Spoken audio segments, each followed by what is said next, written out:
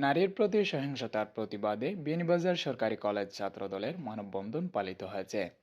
দেশব্যাপী নারী ও শিশু ধর্ষণ, নির্যাতন, নিপীড়ন এবং হেনস্থার ঘটনায় জড়িতদের শাস্তির দাবি জানিয়ে মানববন্ধন করেছে বিয়ানীবাজার সরকারি কলেজ ছাত্রদল।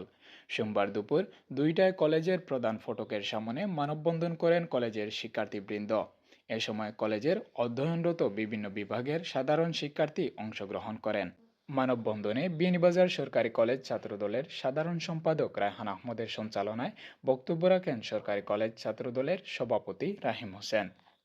সমাবেশে রাহিম হোসেন বলেন, দেশব্যাপী নারী ও শিশুর প্রতি যে অপরাধ সংঘটিত হচ্ছে, সেজন্য অপরাধীকে শনাক্ত করে প্রকাশ্যে ফাঁসি দেয়া উচিত।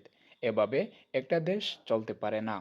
নিপীড়ন, ধর্ষণ ও অনলাইনে হেনস্থা এবং দেশের আইনশৃঙ্খলা পরিস্থিতির অবনতি ও বিচারহীনতার প্রতিবাদে বাংলাদেশ জাতীয়তাবাদী ছাত্রদল বিয়ানীবাজার সরকারি কলেজ কর্তৃক আয়োজিত আজকের এই মানববন্ধনে উপস্থিত সকল নেতৃবৃন্দকে জানাই আমার আন্তরিক ধন্যবাদ। সম্মানিত উপস্থিতি, বাংলাদেশের বর্তমান আজকের এই পরিস্থিতির জন্য এই দায়ভার কারা নেবে? কেন বাংলাদেশের আইনশৃঙ্খলা পরিস্থিতি এখনো স্বাভাবিক করা যায়নি? বাংলাদেশের বিচার ব্যবস্থাকে পঙ্গু করে রেখেছেন কারা? সংস্কার, দেশ সংস্কার বলে আর কত আধারে ঠেলে দিতে চান এই জাতিকে?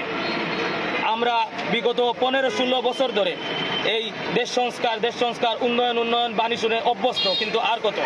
কেন আজ আমাদের মা বোনেরা নিজেদের প্রাপ্য সুরক্ষাটুকু উপলব্ধি করতে পারছে না? এই দেশে ধর্ষণের সংখ্যা দিন দিন কেন ক্রমাগত হারে বেড়েই চলেছে।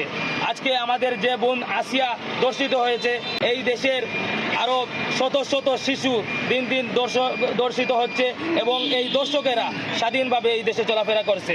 তাদের সুষ্ঠু বিচারের আওতায় আনতে হবে এবং এই দর্শকদের শুধুমাত্র বাংলার জমিনে একটাই শাস্তি, তাদের ফাঁসি দিতে হবে।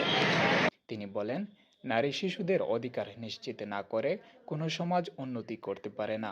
দেশের বর্তমান সার্বিক পরিস্থিতি নিয়ে আমাদেরকে সোচ্চার থাকতে হবে। আমরা অনতিবিলম্বে ধর্ষণের সাথে জড়িতদের উপযুক্ত শাস্তি নিশ্চিত করার জোর দাবি জানাচ্ছি।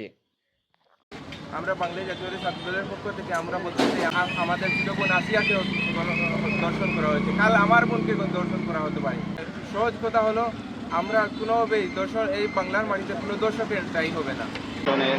দর্শকের কোনো দায়ী হবে না এবং আইনের আওতায় কঠোর ব্যবস্থা নেওয়া হোক এবং দেশে যাতে এভাবে তাদের এমন আইনানুগ ব্যবস্থা নেওয়া হোক যেটা দেখে আগামীতে কেউ আর সাহস করতে না পারে যেন এইসব অপকর্মে লিপ্ত হতে। এই বলে এই আশা ব্যক্ত করে আমি আমার। আপনারা দেখতে পাচ্ছেন যারা দর্শন করছে তাদের কোনো এখনো কার্যকলাপ হয়নি। দর্শকেরা দর্শন করে, প্রশাসন কি করে? আমি প্রশাসনকে দৃষ্টি আকর্ষণ করে বলবো, আপনারা যারা এই কুচক্র মহল এই কাজের সাথে জড়িত তাদেরকে মৃত্যুদণ্ড দিবেন বলে আশা করি। সমাবেশে অন্যান্যদের মধ্যে উপস্থিত ছিলেন বিয়ানীবাজার সরকারি কলেজ ছাত্রদলের সিনিয়র সহসভাপতি ইয়াসিন রিফাত, সহসভাপতি শাহেদ আহমদ, সিনিয়র যুগ্ম সম্পাদক মাবিয়া আলম রোহান সহ অন্যান্য নেতৃবৃন্দ।